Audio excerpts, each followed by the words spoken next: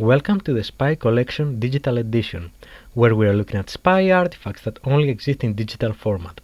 My name is Anastasios, and this time we'll have a look at a 2010 slide deck that was leaked by Edward Snowden. It's about an agency most people aren't aware of, but is a key partner in the Five Eyes Intelligence Alliance.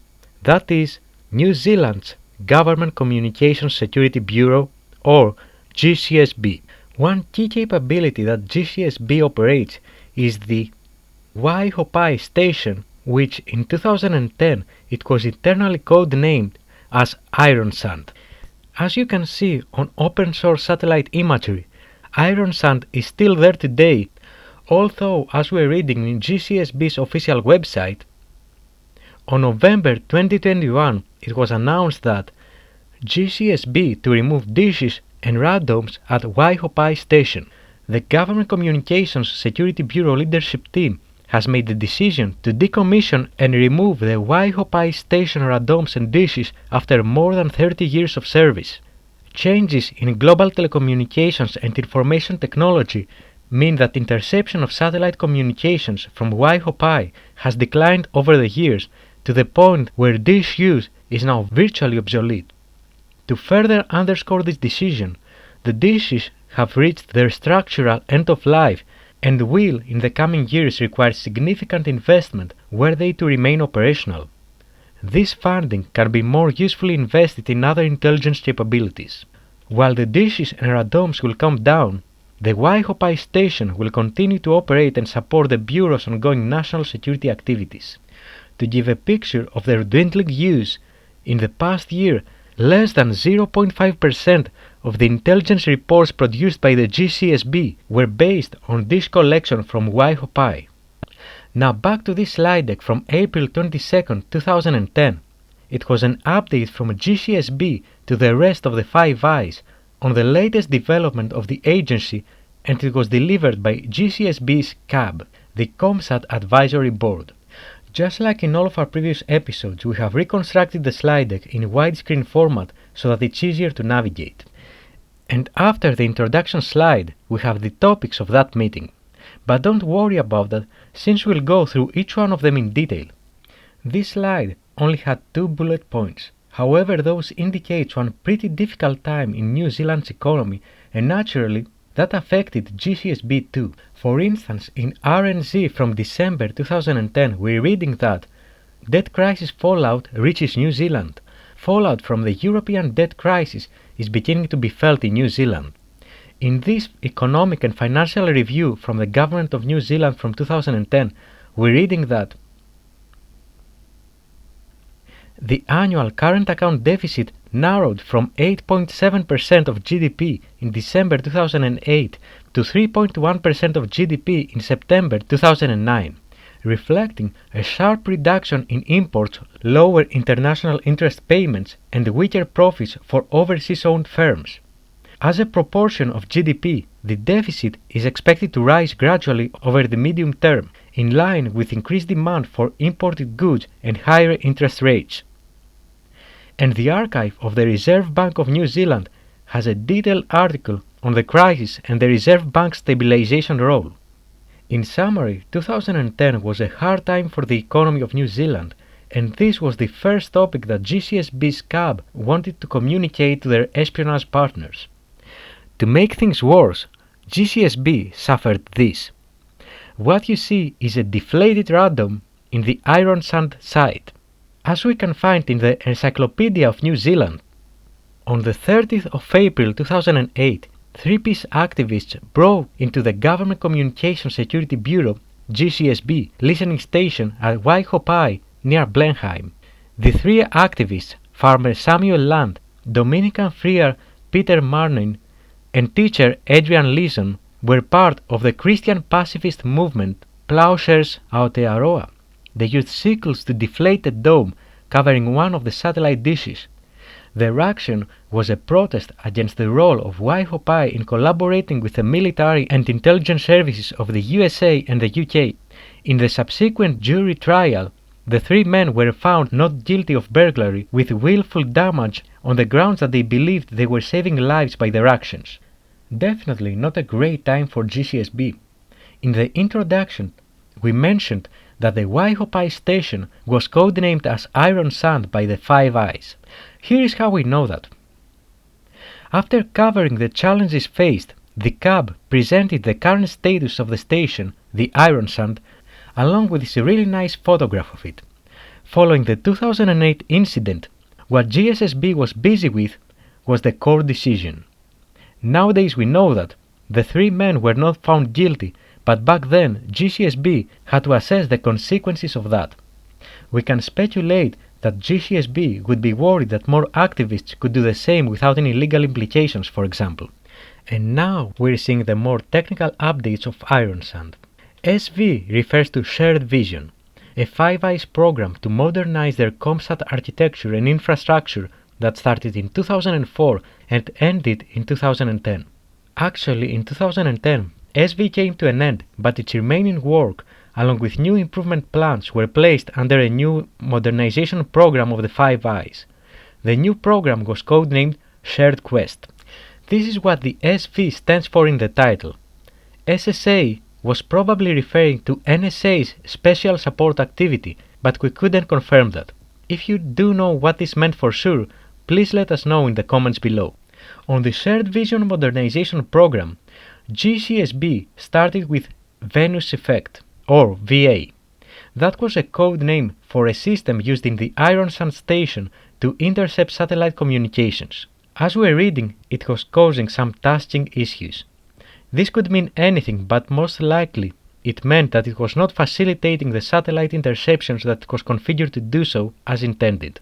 Then we have SB, or Surfboard, another code name, this time about an NSA system they were using to process data from intercepted telephone satellite communications. GCSB was impressed by the beta version 4 of the new graphical user interface and its capabilities, but it did have an issue with tasking too, specifically when configured to process communications from multiple C7 carriers. C7 is how the UK, Australia and New Zealand refer to the SS7 protocols. That is, in summary, the most widely used telephony signaling protocol set, originally developed in 1975 and still used to this day. Then we have an update for another system, the SF. As we're reading, that could be a centralized repository for storing the QRC script. In this context, QRC stands for Quick Reaction Capability, and it was referring to QRC configuration files for processing and monitoring modern communication systems.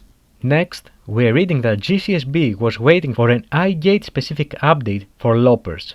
At the time, Loppers was a top secret NSA system for the processing of telephone data, providing filtering, selection, and metadata extraction from intercepted telephone communications. And finally, we have an update on the station's mission, which was transitioning to new technologies. Based on this statement, we can deduce that up until that point, IRONSAND had dedicated servers for all of the above systems. However, in 2010, they decided that turning those physical, bare metal installations to virtual machines would benefit them. This is why they were saying that virtualization, and yes, the original slide deck had this type over here, has delivered significant improvement in the operational availability of the shared vision subsystems. Nowadays, this is common sense, since it's far easier to have highly available systems with virtual machines versus physical bare metal servers. But again, this shows us an interesting part in the history of this spy station in New Zealand. Now we move to some statistics. Remember, this presentation took place in April of 2010. So in February, the GCSB produced this report for their partners. As we're reading, the statistics are used to gauge operational performance. Part of this effort is to determine system availability, based upon available minutes per month versus outage minutes. And yes, they had another typo here. And here are all the systems that were running at that point in IRONSAND. We already briefly covered some of those codenames, but to avoid turning this into hours-long video, let's skip going through each one of them.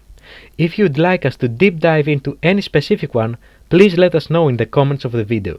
What's important is that all of them had 100% availability in February 2010, apart from Wealthy Cluster, which had 51 minutes of downtime. That was one of the earlier systems of the Five Eyes for processing low data rate internet traffic that splits all the data into sessions on the link before sending it to XGScore, the main, let's call it, search engine for SIGINT analysts. Then we move to March 2010, where we see that due to an SSA fault, multiple systems were impacted. SSA itself had 99.4% availability, which translates to 265 minutes or 4.5 hours of downtime, which caused problems to the wealthy cluster that we just described, as well as Loper's D1, the telephony system of the NSA we mentioned earlier, as well as Surfboard, the system to process telephone communications from intercepted satellite traffic. Based on the impact, we can also assume that SSA and Surfboard had some hard dependencies, since they have the exact same downtime, unlike the rest that had more limited impact.